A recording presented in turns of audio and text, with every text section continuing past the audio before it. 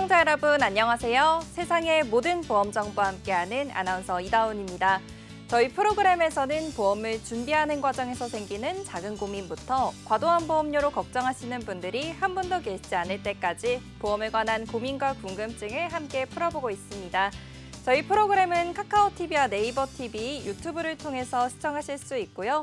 유튜브 검색창에 NBNTV 검색하시면 실시간 방송으로도 참여하실 수 있습니다. 아울러 본 방송은 정보 제공을 위한 방송입니다. 보험 서비스 및 상품 판매와 중개에는 관여하지 않습니다. 그럼 오늘의 보험 불만 제로 시작해 보도록 할 텐데요. 오늘은 세 분의 전문가 나와 계십니다. 전문가님 안녕하세요. 안녕하세요. 상상 그 이상의 보험 지식을 전달드리는 보험 전문가 윤길상입니다. 안녕하세요. 보험을 정비해드리겠습니다. 보험 정비 전문가 조중훈입니다. 안녕하세요. 럭키 보험은 행운이다. 보험 전문가 임익희입니다. 네, 오늘 함께 하실 세 분의 전문가님들과 인사 나눠봤습니다. 이제 본격적으로 오늘의 칭찬보험들 확인해 보도록 할 텐데요. 오늘 첫 번째로 칭찬받을 보험은 어떤 보험인지 화면으로 먼저 확인해 보시죠.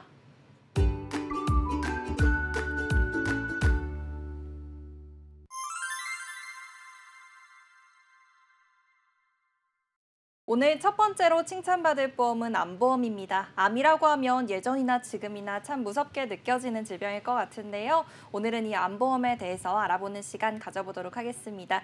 우선 윤길상 전문가님께서 오늘 어떤 내용 준비해 주셨는지 말씀해 주세요. 네, 아프니까 서울이다라는 말을 들어보셨을까요?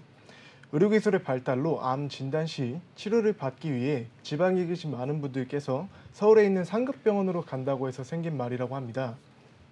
치료비는 물론 교통비와 식비, 심지어는 숙박비까지 감당을 해야 하는 상황인데요. 암의 치료 방법이 더욱 발전해 가면서 보험도 계속해서 발전을 하고 있습니다. 오늘 방송을 통해 암보험이 어떻게 변화를 하고 있고 어떻게 변화들이 되고 있는지 또 변화에 맞춰서는 시청자분들께서 어떻게 준비를 하시는 게 보험금 수령하는 데 있어 유리한지에 대해서 자세하게 설명드리도록 하겠습니다. 네, 아프니까 서울이다라고 말씀 주셨는데요. 이제 서울에 있는 상급병원에 가기 위해서 지방에 계신 분들이 서울까지 올라오기 때문에 생긴 말이라고 말씀 주셨습니다. 또한 암의 치료 방법도 계속해서 발전해 나가면서 암보험의 트렌드도 달라지고 있다는 설명 남겨주셨는데요. 오늘은 이 암보험이 어떻게 변화하고 있는지에 대해서도 확인해 보도록 하겠습니다. 그럼 우선 조중훈 전문가님께서 얼마나 많은 분들이 지금 암 진단을 받고 계신지 말씀해 주세요. 네, 여기 화면을 보시면요. 대한민국 암 발생률은 전 국민의 3분의 1을 차지하고 있습니다. 그중에서 남성이 5명 중에 2명, 여성이 3명 중에 1명으로 발생되고 있는데요. 이렇게 통계와 같이 대한민국 국민들이 암에 안 걸린다는 보장이 없는 겁니다. 그래서 대한민국 전 국민들이 보험에 대해서 알고 있으셔야 합니다. 특히 암 환자는 앞으로도 계속 나오고 있고요. 연령대는 남녀 가리지 않고 발생하게 됩니다. 이렇게 높은 발생률이 보이고 있는 암이지만 앞으로 대한민국 의료기술은 지속적인 발전으로 면역항암제뿐만 아니라 최근 표정항암제와 같은 새로운 치료 기술도 생기고 있습니다.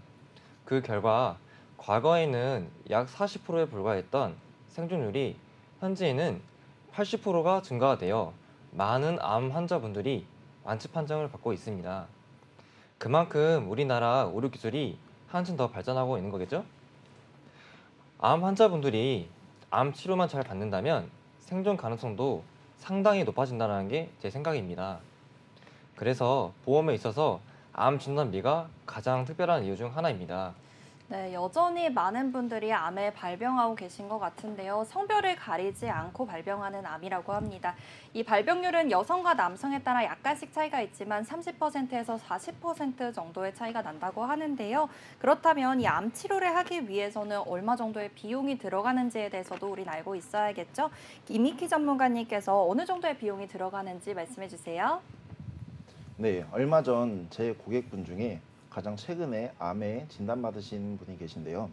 작년 12월 폐암으로 진단을 받으시고 항암 치료를 하고 있는 고객님이 계십니다. 건강보험이 적용되지 않는 항암 치료제 때문에 매 치료 시마다 300에서 500만 원의 치료를 부담하고 계십니다. 실비보험이 있으면 되지 않아? 라고 많이들 생각하시는데요. 항암 방사선 치료는 상급 종합병원에서 통원 치료로 이루어지기 때문에 실비 한도가 굉장히 작아 과도한 치료비로 어려움을 겪는 분들이 많습니다. 또한 퇴직으로 인한 소득 단절 등을 생각했을 때 생활비까지 미리 고려하셔야 합니다. 평균적으로 암 치료 기간이 2에서 3년 정도 소요되며 완치까지는 5년 정도 걸립니다. 치료비도 중요하지만 그 기간 동안 수입이 끊길 거라 가정하면은 생활비도 매우 중요합니다. 네, 이렇게 암에 진단받고 나서 치료를 하는 동안 소득 단절이 생길 수 있는데요. 암을 치료받는 기간은 2년에서 3년 정도, 그리고 완치까지는 5년까지 걸린다고 합니다. 이렇게 길게는 5년까지의 기간 동안 생활비도 준비를 해두셔야겠고요. 그리고 치료비도 굉장히 비싸다는 말씀도 남겨주셨어요. 한 번에 300만 원에서 500만 원까지 지출될 수 있다는 점도 확인해봤습니다. 이렇게 된다면은 치료비도 너무 부담스러울 것 같고요. 소득이 없는 상태에서 생활비까지 책임져야 한다는 사실도 너무나도 부담스러울 것 같은데요. 이미키 전문가님께서 좀 더 자세하게 설명해 주세요. 그렇습니다. 아나운서님, 제가 질문 하나만 드리겠습니다. 만약 아나운서님이 암 진단을 받게 되었다고 가정을 해보겠습니다. 그러시면은 머리가 다 빠지는 부작용 심한 치료를 받으시겠어요? 아니면은 잠깐 누워 있어도 암이 완치되는 그런 치료를 받으시겠어요? 이거는 당연히 저뿐만 아니라 전문가님도 그런 선택을 하실 것 같은데, 가만히 누워 있어도 암이 완치되는 치료를 모두가 받지 않을까요? 그렇죠. 암 환자라면 모두가 꿈에 그리는 치료이지 않을까 싶습니다. 바로 작년 9월부터 우리나라에서도 치료가 가능해졌습니다. 암세포만 골라 파괴할 수 있는 중입자 치료로 통증 및 후유증이 없는 치료를 알려져 사람들의 많은 관심을 받고 있는데요. 작년 9월 연세 세브란스 병원에서 처음으로 60대 전립선암 환자 암 조직이 중입자 치료 후 모두 제거된 것이 확인되었습니다. 한 달 12회 치료 만에 완치된 것인데요. 건강보험의 혜택이 적용되지 않아 치료 비용은 해당 400만 원이 훌쩍 넘어가고 있습니다. 2018년 일본 국립방사선의학종합연구소 병원장과 한 인터뷰 기사를 보면 암의 종류별로 차이가 있지만 전립선암 90%, 초기 폐암의 경우도 90% 치료 효과가 있다고 합니다. 또한 생존율이 극히 낮은 췌장암의 경우는 수술이 불가능한 췌장암의 경우는 2년 생존율이 무려 60%, 수술이 가능한 췌장암의 경우는 5년 생존율이 50%까지 오른다고 합니다. 다만 중입자 치료는 혈액암을 제외한 모든 고형암이 대상이지만 암의 병기나 전이된 상태에 따라 적용할 수 없는 경우가 있다고 합니다. 많은 분들이 치료를 받고 싶어 하지만 건강보험의 혜택이 적용되지 않아 모든 금액을 부담해야 하는 금전적 문제가 있습니다. 암 환자 중증질환 산정특례 혜택도 비급여는 제외되므로 중입자는 해당되지 않습니다. 네, 부작용도 적고 통증도 적은 치료인데요. 여기다가 치료 효과까지 탁월하다고 합니다. 이런 중입자 치료는 모든 면에서 장점이 참 많아 보이지만 한 가지 단점이 있다면 경제적으로 부담이 된다는 점인데요. 심지어 비급여로 분류가 되기 때문에 이제 산정특례 제도에도 적용되지 않아서 이 부분에 대한 비용은 개인이 모두 부담해야 하는 상황이라고 합니다. 그럼 이 중입자 치료에 대해서 조금 더 자세하게 알아봐야 할 것 같은데요. 중입자 치료는 어떤 거고 또 어떤 원리로 치료가 이루어지는 건지에 대해서 윤길상 전문가님께서 설명해 주세요. 중입자 치료란 탄소 입자를 이용한 방사선 치료의 하나로 기존 방사선 치료에 비해 2배에서 3배 정도 높은 효과를 나타내고 있다고 합니다. 그럼에도 불구하고 부작용 자체가 적어 많은 사람들의 관심을 받고 있는데요. 중입자 치료는 바로 항암 방사선 약물 치료비라는 특약에서 보장을 하고 있습니다. 이 특약 같은 경우 보상 방식 자체가 실손보상이 아닌 정액보상으로 지급이 되고 있는데요. 여기서 말씀드리는 실손보상이란 실제로 손해본 만큼만을 보장을 해주는 것이고, 정액보상이란 정해진 액수, 즉 내가 준비한 가입 금액만큼만 보장을 해주는 것입니다. 그렇다면 내가 만약 방사선 치료를 받고 실제 병원비가 700만 원이 나왔다고 가정을 해보겠습니다. 3천만 원의 가입 금액을 가지고 있다고 한다면 700만 원이 지급되는 게 아니라 3천만 원 전액이 지급된다는 것입니다. 그렇기 때문에 많은 분들께서는 제2의 암진단비라고도 하시는데요.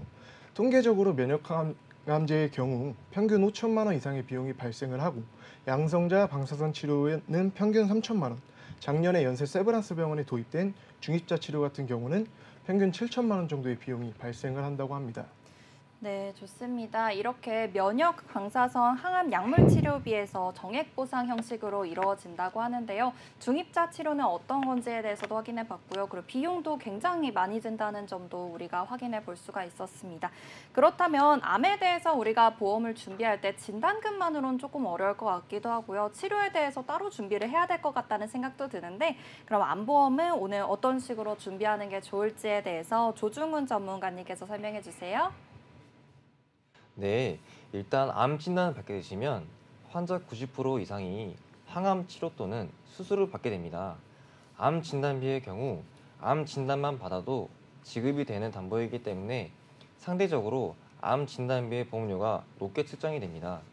그러나 대부분의 국민들이 국가에서 나오는 혜택이 있지 않냐라고 많이들 물어보시고 하시는데요.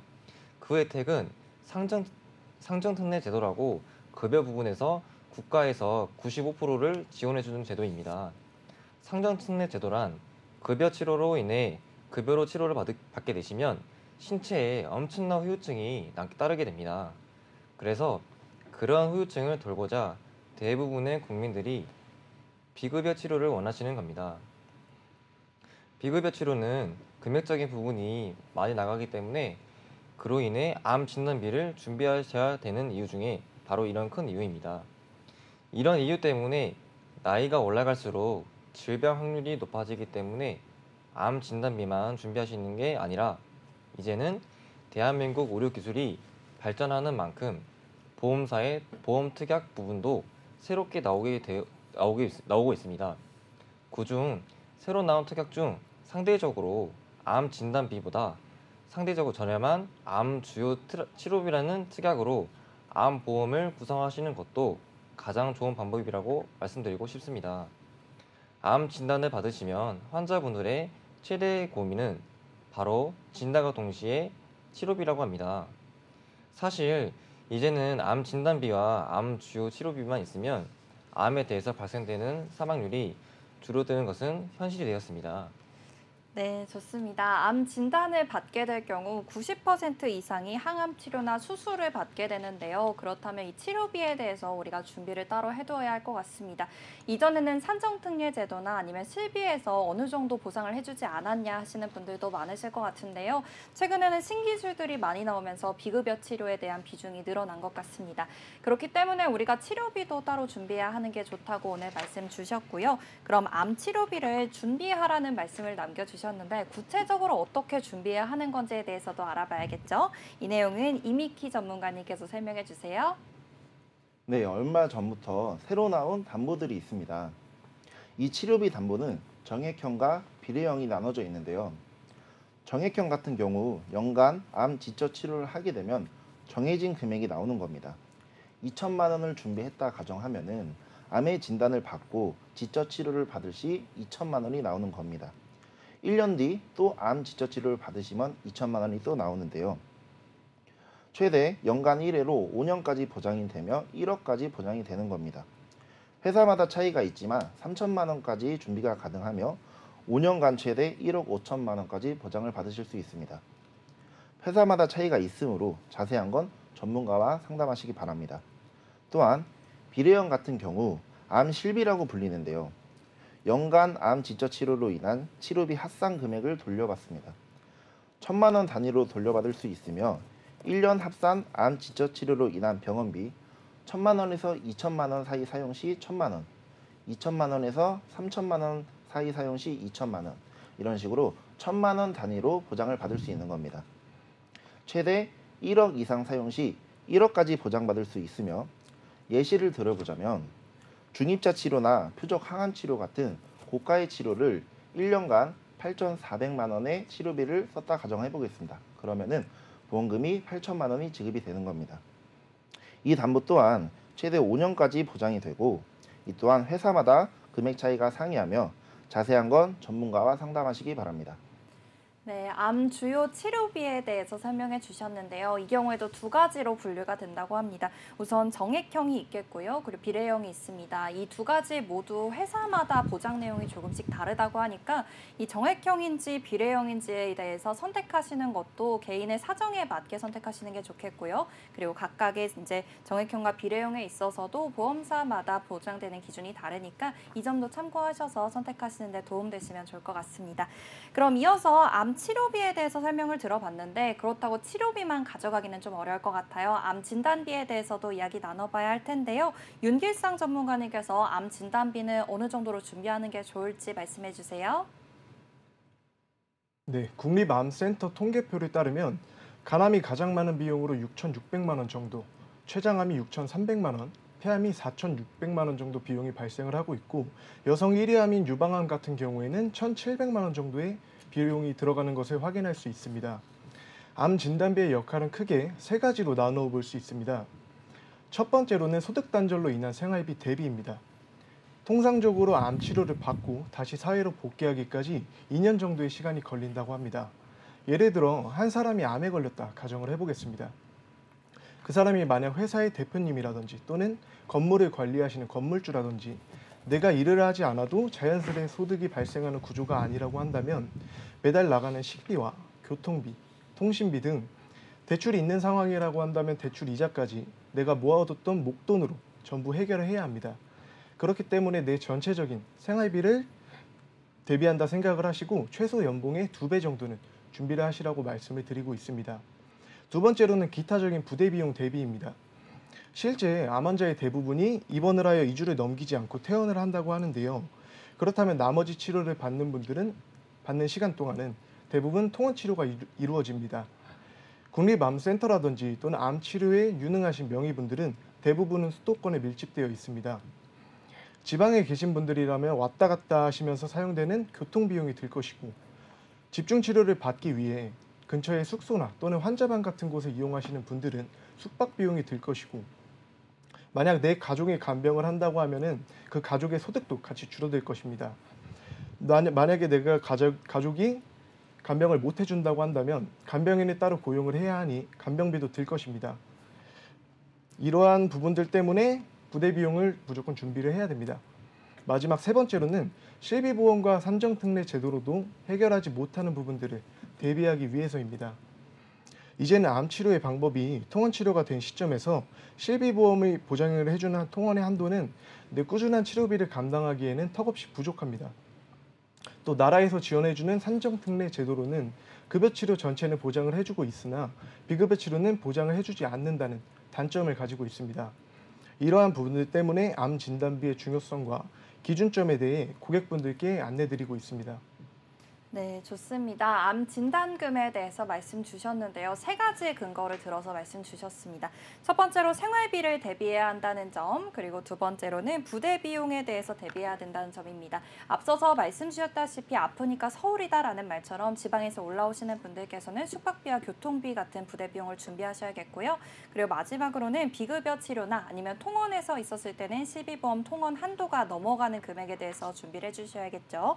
이렇게 암 진단비에 대해서 이야기 나눠봤는데 그런데 암보험이라고 하면 성별별로도 이제 차이가 많이 난다고 하더라고요. 그래서 남성, 여성 이렇게 성별별로 주요 발생하는 암이 좀 다르다고들 하는데 그럼 암보험으로는 우리가 따로 어떻게 준비를 하는 게 좋을지 이 차이에 대해서 알아보겠습니다. 조중훈 전문가님께서 설명해 주세요. 네, 남녀 성별에 따라 발생되는 암에는 조금의 차이가 있습니다. 대한민국 암정보센터에 따르면 작년 대비 남성 암 발생자는 12,000여 명, 대략 9% 정도 되고요. 여성의 경우 15,000여 명 정도가 13% 정도가 증가하였습니다. 남성의 경우는 주로 발생되는 암으로는 폐암, 위암, 대장암, 전립선암, 간암 이 순으로 표시되어 있고요. 여성의 경우로는 유방암, 각성선암, 대장암, 폐암, 위암, 위 순으로 남녀 불문하여 이렇게 많은 암이 발생하고 있습니다. 그렇기 때문에 암보험을 준비할 때에는 남녀 성별에 따라 혹은 나이에 따라 암 진단비를 얼마나 구성해야 하는지 꼭 확인하신 후에 암 진단비와 암 주요 치료비라는 특약을 꼭 준비하시길 권장드립니다. 그래야만 암 발생 시 암 주요 치료비로 암 치료와 암 치료 진단비로 인한 치료 기간 동안에 암 진단비에 대한 진단비로 일상생활 문제에는 크게 문제가 없겠습니다. 네, 이렇게 암 종류별로 발생하는 치료 비용도 굉장히 큰 차이가 나고요. 그리고 성별별로도 주요 발생하는 암이 다르기 때문에 나이에 맞게 그리고 성별에 맞게 가족력이나 아니면 본인의 상황에 맞게 암보험을 준비하는 게 좋겠습니다. 그렇다면 구체적으로 좀 어떻게 우리가 어떤 사항들을 좀 주의해서 보험을 준비하는 게 좋을지에 대해서 이야기 나눠봐야겠죠. 이미키 전문가님께서 말씀해 주세요. 보험사에서 분류하는 암 종류를 잘 인지를 하시고 암보험을 어떻게 준비해야 유리한지 아실 필요가 있습니다. 암 분류에 따라 시청자분들께서 필요한 담보를 준비하시면 되는데요. 간단하게 설명드리자면 일반암, 유사암, 소외감, 고외감 모두 중요하지만 가족력과 성별에 따라 준비하셔야 할 암의 종류가 다르기 때문에 한번 확인해 보셔야 합니다. 중요한 점은 모든 보험사의 지급 기준이 똑같으면 좋겠지만 일부 보험사는 소외감, 즉 남자의 경우 전립선암, 방광암, 대장정말내암 해당되고 여자의 경우 유방암, 남소암이 해당이 됩니다.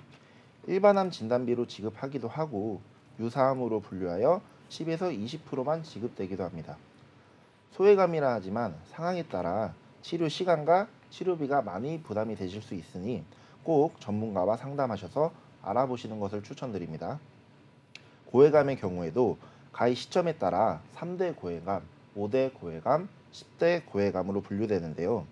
3대 고외감의 경우 뼈암, 뇌암, 혈액암, 여기에 식도암, 췌장암을 더하면 5대 고외감, 마지막으로 간암, 담낭암, 담도암, 기관지암, 폐암까지 더하여 10대 고외감으로 분류됩니다.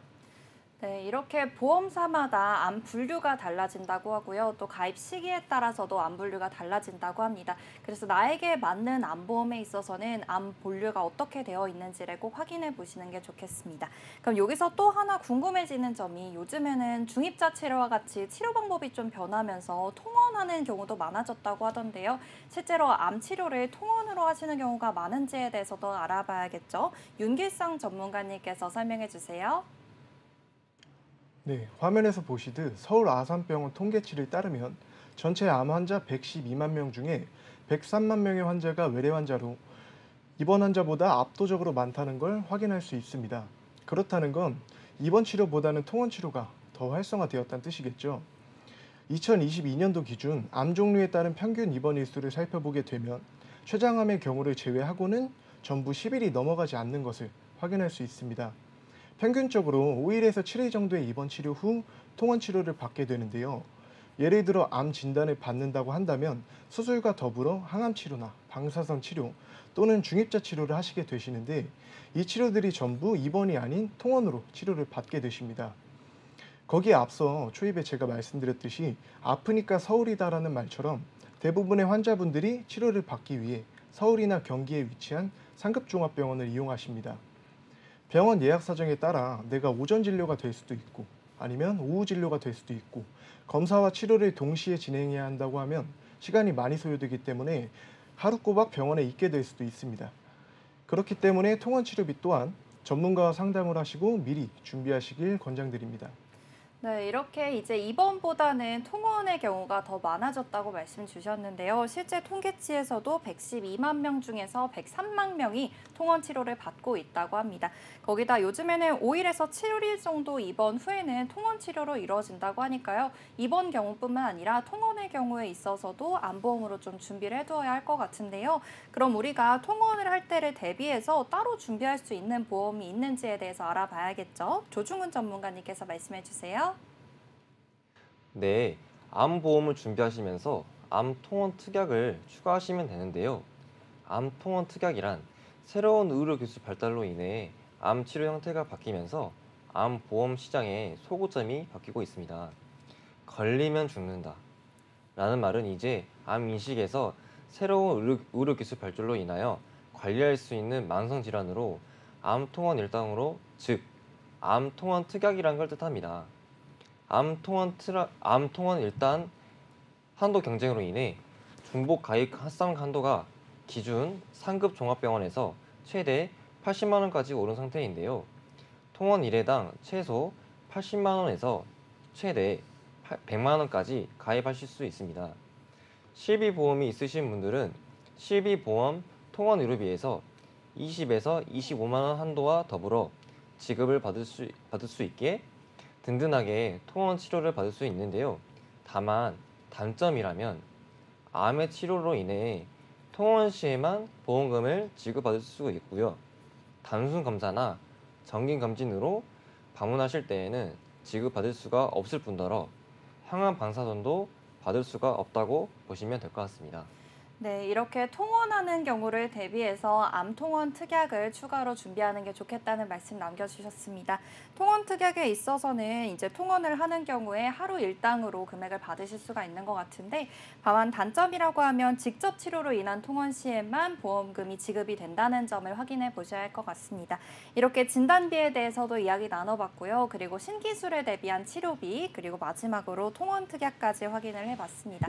그렇다면 우리가 암에 대한 얘기를 계속 하다 보니까 이제 걱정이 되어서 바로 좀 암보험을 준비하고 싶다 하시는 분들도 계실 것 같은데요.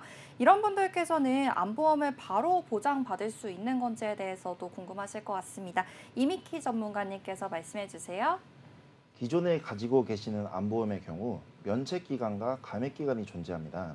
면책기간이란 가입하자마자 보상되는 것이 아니라 가입 시점으로부터 90일이라는 시간이 지나야 보상이 가능하다라는 말인데요. 예를 들어 암보험을 오늘 준비했다라고 가정하면 오늘부터 90일 안에 만약 암에 걸린다면 보상해주지 않겠어라는 겁니다. 그리고 감액기간이란 90일 면책기간이 지나도 1년이라는 기간 안에 암 발병 시 가입 금액의 50%만 지급되어 있는 것이 보통의 암보험입니다. 하지만 최근 A사를 시작해 여러 보험사들이 가입 즉시 100% 보장되는 암 진단비 특약을 출시하여 많은 관심을 받고 있습니다. 면책기간과 감액기간을 적용받지 않으니 오늘 가입하고 내일 바로 암 진단비를 받아도 지급받으실 수 있습니다. 많은 분들께서 기존 보험에 대해 점검을 받고 리모델링을 진행하고 계신데요. 건강검진을 앞두고 있거나 기존 보험을 해지하고 새로 가입하게 되면 발생하는 면책기간, 감액기간에 대해 걱정이셨던 분들에게 희소식이 아닐 수 없습니다. 거기에 표준제, 즉 건강하신 분들 준비하시는 보험뿐만 아니라 고혈압, 고지혈증, 당뇨, 약을 드시거나 입원, 수술이 있으셨던 이력이 있으신 분들도 유병자, 간편 상품으로 면책, 감액기간 없이 바로 보장되는 암보험이 출시되었습니다. 네, 암보험의 경우에 지금 기존에 있었던 면책기간이나 감액기간 때문에 고민하셨던 분들 많으실 것 같은데요. 면책기간이라는 건 보험을 가입하고 일정한 기간 동안 보험금을 수령할 수 없는 기간을 말합니다. 그리고 감액기간은 가입 이후에 일정한 기간 동안 감액해서 보험금을 수령하는 기간을 말하는데요. 이런 면책기간과 감액기간이 없는 상품도 출시가 되었다고 하니까 이제 리모델링을 계획하고 있으신 분들이나 아니면 새롭게 암보험을 좀 가입하는 걸 계획하고 있으셨던 분들께는 희소식이 될 것 같습니다. 그럼 암보험에 대해서 이야기를 많이 나눠봤는데 이 진단금의 경우에는 보통 최초 1회한이다라는 말을 많이들 하잖아요. 요즘엔 재발하는 경우도 많은 것 같고 전이암인 경우도 많은 것 같은데 이런 경우에 있어서 보완할 수 있는 게 따로 있을까 싶어요. 그래서 윤길상 전문가님께서 이 내용에 대해 말씀해 주세요. 네, 과거의 암보험은 그냥 암 진단비라는 보험 한 개밖에 없었습니다. 내가 어떤 암에 걸리든 여러 부위의 동시에 암에 걸리든 진단비를 최초 1회암만 지급받았었습니다. 하지만 이제 암은 평생을 관리를 해야 하는 시대가 되었는데요. 첨단 의료기술이 발달하고 암 치료 기술이 좋아지면서 암 생존율도 계속해서 늘어나고 있기 때문입니다. 첫 번째 암이 완치된 이후에도 새로운 암이 발견되는 경우가 있기도 하고 재발이 된다거나 전이가 되는 경우도 많아 또 다른 암으로 진단이 되기도 합니다. 이에 맞춰 암의 종류에 따라 각각 보장받을 수 있는 통합암 진단비 담보가 새롭게 출시되었습니다. 물론 보험사마다의 약관이 다르기도 하고 모든 보험금은 약관에 의거해서 지급이 되는 거기 때문에 내가 가입한 보험이 또는 내가 가입하고자 하는 보험이 원발암 기준으로만 보장을 해주는 상품인지 아니면 원발암을 넘어 재발이나 전이 2차까지 보장을 해주는 상품인지는 꼭 확인해 보시고 혼자서는 확인이 어렵다고 하시면 전문가를 통해 꼭 상담 받으시기 바랍니다. 네, 원바람 이외에도 이 원바람 이후에 새로운 암을 진단받는 경우도 있겠고요. 그리고 전이가 되어서 계속해서 암 치료를 받는 분들도 계실 것 같습니다. 이런 경우에는 암 종류에 따라서 각각 보장받을 수 있는 담보가 있다고 하니까요. 이 통합암 진단비 담보에 대해서 알고 계시면 많은 도움 되실 것 같습니다. 그런데 아까 전에 암이 다시 발병한다는 말씀을 잠깐 해주셨거든요. 그래서 실제로 이런 경우가 많은 건지 좀 통계치로 확인해 보면 좋을 것 같은데요. 조중훈 전문가님께서 말씀해 주시겠어요? 당연합니다. 대한민국 암정보센터에 따르면 최근에 암으로 진단받으신 분들의 상당수가 전이암을 통하여 추가 진단을 받는다고 합니다. 2019년 암 등록 통계에 의하면 암 환자의 약 50% 이상이 전이암 환자라고 하는데요. 처음으로 발생하는 원발암에 대한 준비도 중요하지만 암 발병 후 다른 부위로 전이가 되거나 재발했을 경우에 대한 대비도 같이 준비를 해주시는 게 좋을 것 같습니다.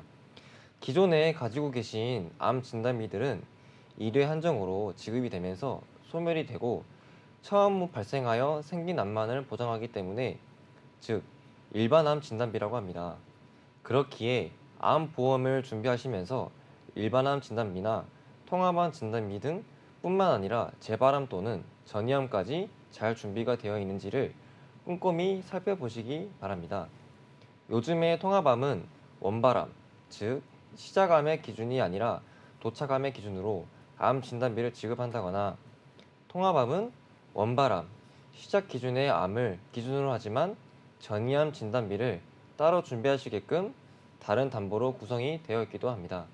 네, 이렇게 통계치로 확인해 봤습니다. 암 환자의 약 50% 이상이 전이암 환자라고 하니까요. 여러분들 원발암뿐만 아니라 전이암에 대해서도 알고 계시고 또 준비를 해두시는 게 좋을 것 같습니다. 그럼 암보험에 대해서 오늘 자세하게 알아봤는데요. 마지막으로 이미키 전문가님께서 오늘 암보험 내용에 대해 정리해 주시겠어요? 이제 보장을 2중, 3중으로 안전하게 준비해 보시는 건 어떨까요? 예전에는 고령일 경우 진단을 받은 암은 이제 20, 30대에게도 흔한 질병이 되었습니다. 암에 발생하면 이제 죽는구나라고 생각했던 예전과 다르게 현재는 완치율도 70%가 넘어가고 있습니다. 요즘은 암에 걸리더라도 치료비가 가장 걱정이 되는 시대입니다. 암에 발생하게 되면 산정특례로 나라에서 95% 지원을 해주지만 이 모든 건 건강보험이 적용되는 급여 항목만이 지원을 해주고 항암치료나 표적항암치료, 양성자, 중입자 치료 같은 고가의 치료들은 대부분 비급여 항목들이기에 산정특례 대상에서 해당이 안 됩니다. 또한 암에 걸리게 된다면 가장 무서운 게 전이와 재발입니다.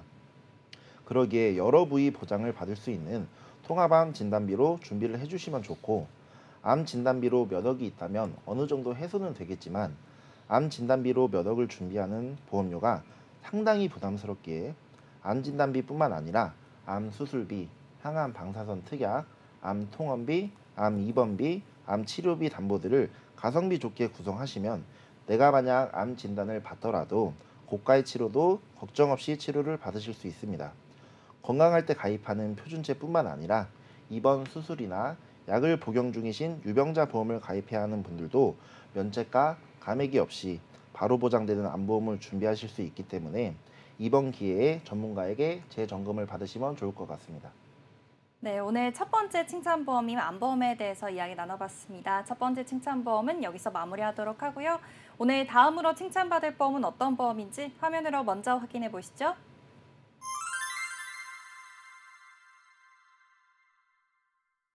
오늘 두 번째로 칭찬받을 보험은 간병보험입니다. 오늘 간병보험에 대해서 우선 윤길성 전문가님께서 어떤 말씀 해주실지 말씀해 주세요. 사실 저희가 이렇게 방송을 진행하는 것 또한 진행자님, PD님, 작가님 등 많은 사람들의 도움을 받고 있는 중이고 내가 병원에 아파서 간다고 하더라도 의사, 간호사와 같은 치료진의 도움을 받고 있습니다.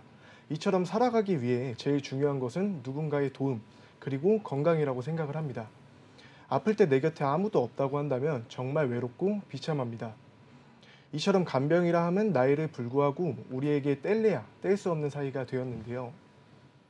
네, 맞습니다. 그렇다면 이 간병인 보험에 대해서 우리가 알아보기 전에 간병이 왜 필요한지에 대해서 확인해 봤는데요.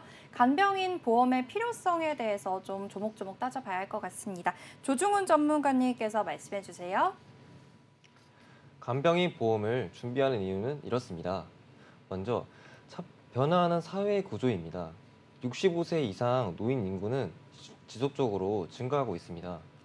앞서 보이는 표처럼 대한민국은 이미 고령 사회를 진입했고 곧 2026년 이때에는 초고령 사회로 진입할 것으로 예상하고 있습니다. 이처럼 노인 인구는 늘어나고 치료 기술은 나날이 증가하니 결국 생존율이 올라가는 결과가 나올 수밖에 없습니다. 생존율이 올라간다는 건 오래 살 수 있다는 의미하지만 마냥 건강하게만 늙을 수는 없는 게 현실이겠죠. 그렇다면 제가 질문을 드려도 될까요? 아나운서님은 간병이 필요할 때가 언제일 것 같으세요? 간병이라는 건 사실 좀 내가 몸이 아프고 움직이기 어려울 때잖아요. 그래서 나이가 많이 들었을 때 이제 경제력도 없고 좀 불편해질 때 이때가 아닐까요? 네, 늙고 병들 때 필요하죠. 결국 경쟁력이 높은 시기가 아닙니다. 뼈가 약해지고 온몸 구석구석 파스를 붙이고 병원을 전전하다 은퇴 후에 필요해지게 됩니다. 노후 자금으로 만들어 놓은 돈을 간병비로 모두 써야 하다 보니 부담스러워지고 결국 자녀들의 일을 도맡아 하게 되는데요.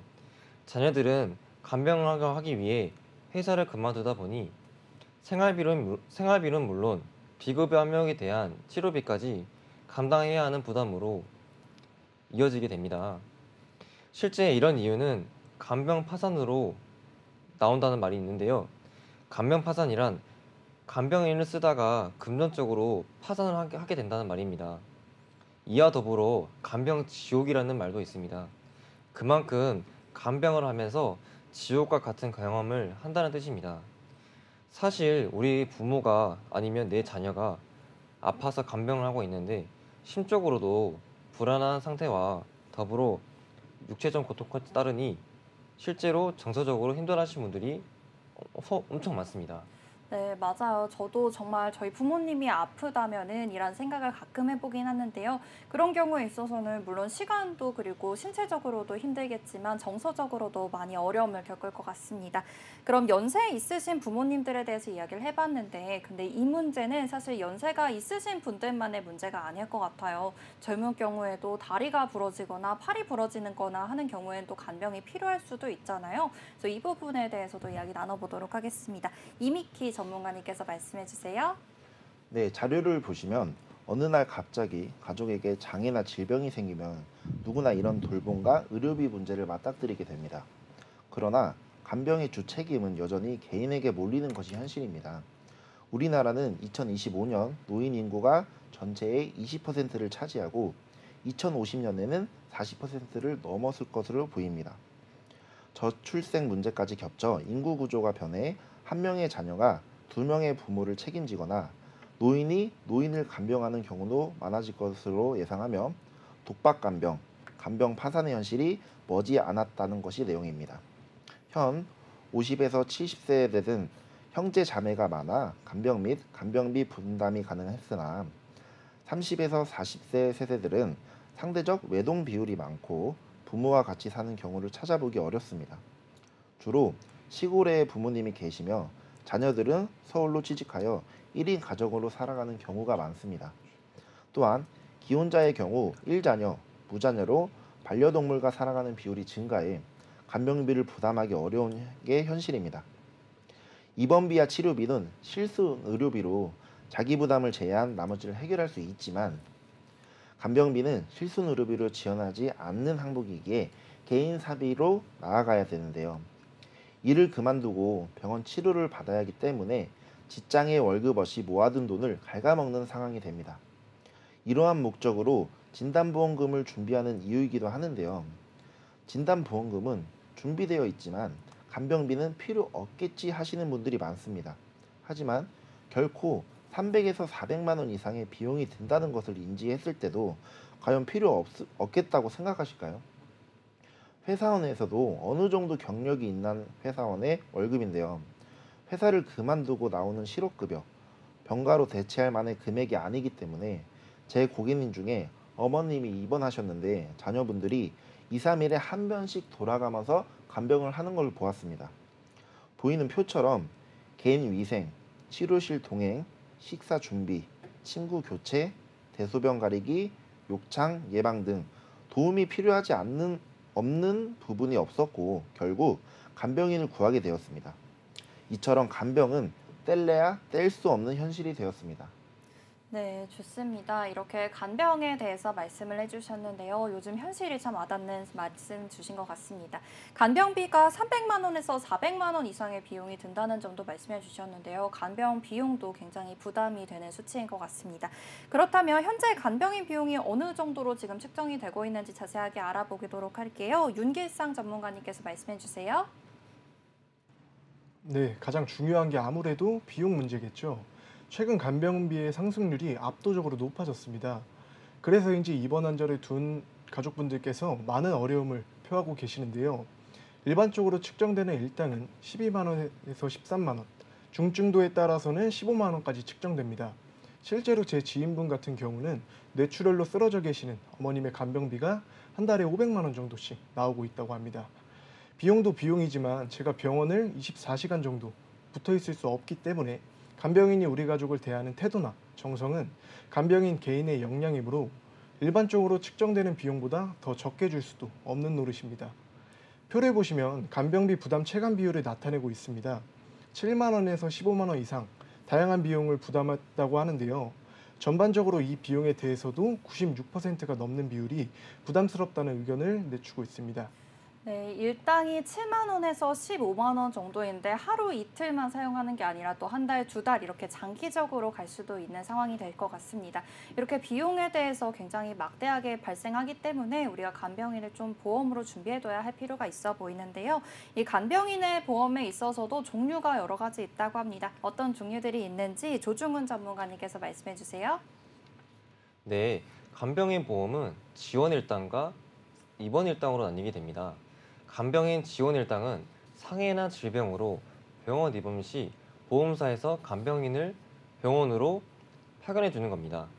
본인이 간병인을 구할 필요 없이 보험사에 요청하시면 48시간 이내에 간병인을 보내주게 되는데요.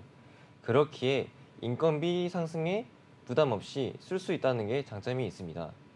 간병인 하루 24시간 근무를 기준으로 최대 180일 동안 파견이 됩니다. 입원을 해도 첫날부터 퇴원할 때까지 계속 간병인이 필요하지 않다면 필요한 경우에만 간병인으로 요청하고 그렇지 않으면 입원 일당으로 받을 수가 있습니다.